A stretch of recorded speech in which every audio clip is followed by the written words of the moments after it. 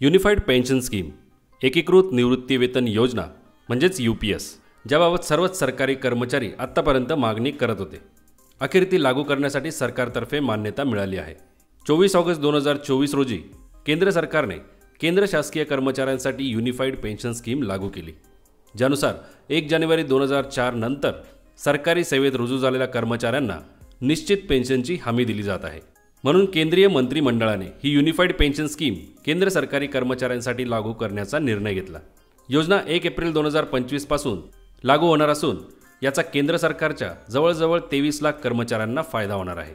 हा आकडा 90 लाखांपर्यंत जाऊ शकतो जर राज्य सरकारांनी सुद्धा योजना त्यांच्या कर्मचाऱ्यांसाठी लागू केली. आणि असाच निर्णय काल 28 ऑगस्ट 2024 रोजी महाराष्ट्र शासनाकडून घेण्यात आला आहे.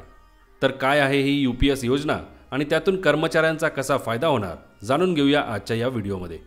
पण त्यापूर्वी जर तुम्ही आपल्या चॅनलवर नवीन असाल तर अवश्य सबस्क्राईब करा, बेल आयकन प्रेस करून ऑल नोटिफिकेशन सिलेक्ट करा, म्हणजे या प्रकारचे आणि या संदर्भातले महत्त्वपूर्ण अपडेट्स तुमच्याकडून मिस होणार नाहीत. नमस्कार मित्रांनो, तर योजना काय आहे? युनिफाईड पेन्शन स्कीम या योजनेमुळे कर्मचाऱ्याचा नोकरीच्या शेवटच्या 12 महिन्यांचा जो बेसिक पगार असेल त्याचा ॲव्हरेज म्हणजेच सरासरी रक्कम काढून जी काही अमाऊंट येईल त्याच्या 50% रक्कम त्या कर्मचाऱ्याला पेन्शन म्हणून दिली जाणार आहे. यासाठी पेन्शन फंडमध्ये कर्मचारी त्याच्या बेसिक पगारातून 10% कॉन्ट्रीब्युशन देतील, तर सरकार 18.5% कॉन्ट्रीब्युशन देणार आहे. पात्रता: कर्मचाऱ्याची कमीत कमी 25 वर्ष सर्व्हिस झालेली असणे आवश्यक असेल. तसेच पेन्शन स्कीम लागू झाल्याच्या तारखेनंतर जर सरकारी कर्मचाऱ्याची सर्व्हिस कमीत कमी 10 वर्ष झाली असेल तर त्यांना कमीत कमी 10,000 रुपये दर महिना पेन्शन दिली जाणार आहे.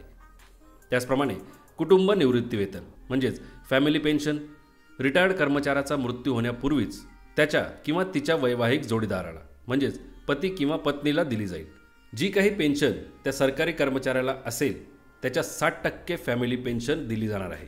तसेच सेवानिवृत्त होणाऱ्यांना सेवानिवृत्तीच्या वेळी ग्रॅच्युइटीसह लमसम पेमेंट मिळणार आहे.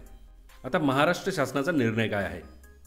मुंबई दिनांक 28 केंद्र सरकारने 24 ऑगस्ट रोजी एकीकृत निवृत्ती वेतन योजना युनिफाईड पेन्शन स्कीम घोषित केली.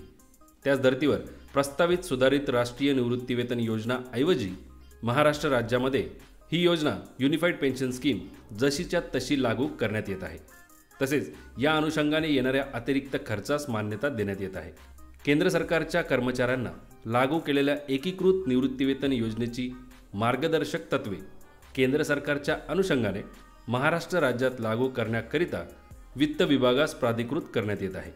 तर मित्रांनो, आता महाराष्ट्र राज्यातही राज्य सरकारी कर्मचाऱ्यांना युनिफाईड पेन्शन स्कीम UPS एकीकृत निवृत्ती वेतन योजना लागू करण्यासाठी मान्यता देण्यात आली आहे. राज्य सरकारी कर्मचाऱ्यांकडून केली जाणारी मागणी सरकारने आता पूर्ण केली आहे. योजना केंद्र सरकारकडून 1 एप्रिल 2025 पासून लागू केली जाणार असल्याने महाराष्ट्रातही ती त्याच वेळी लागू केली जाऊ शकते. धन्यवाद मित्रांनो. जय हिंद, जय महाराष्ट्र.